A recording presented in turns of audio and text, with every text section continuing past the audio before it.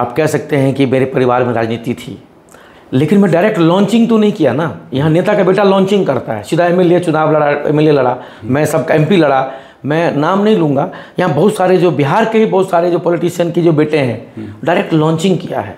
अभी भी बहुत सारे जो एमएलए इन वेटिंग आप कह सकते हैं, बहुत सारे हमारे मिथिलांचल के यहाँ पूरे बिहार के, मैं लॉन्चिंग नहीं किया। मैं ज़रूर पॉलिटिशियन के घर में पैदा हुआ, मैं अलग कॉर्पोरेट में था। मुझे पिताजी ने ये नहीं कहा कि तुम यहाँ ज्वाइन करो और तुम इस पार्टी को ज्वाइन करो, तुम यहाँ विधानसभा लड़ो और ये सीट तुम्हारे लिए, ये सीट तुम्हारे लिए ये है। तो ये जो कहते हैं ना, ये जो लोग कहते हैं कि विरासत में मिली, मुझे पिताजी ने दे दिया, ऐसा नहीं है। मुझे कहीं ना कहीं लंबा कॉर्पोरेट में काम करने के बाद मैं कहीं ना कहीं चिराग पासवान जी को देख के मुझे लगा कि अब फुल टाइम बिहार के लिए काम करने का वक्त आ चुका।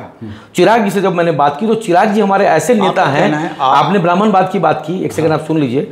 ब्राह्मणवाद की बात की तो मैंने जब चिराग पासवान जी की जब सब बात की, जब उनके साथ 1-2 मीटिंग हुई, उसके बाद ही मैं ज्वाइन किया।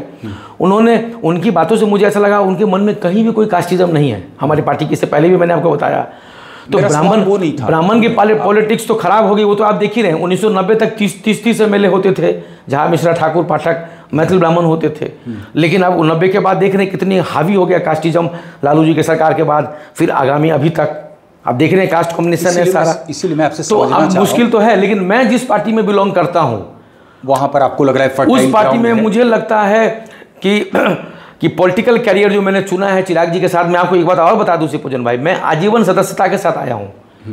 मैं कोई नॉर्मल सदस्यता के साथ नहीं आया। मैं इधर उधर भागने वाला नहीं हूं।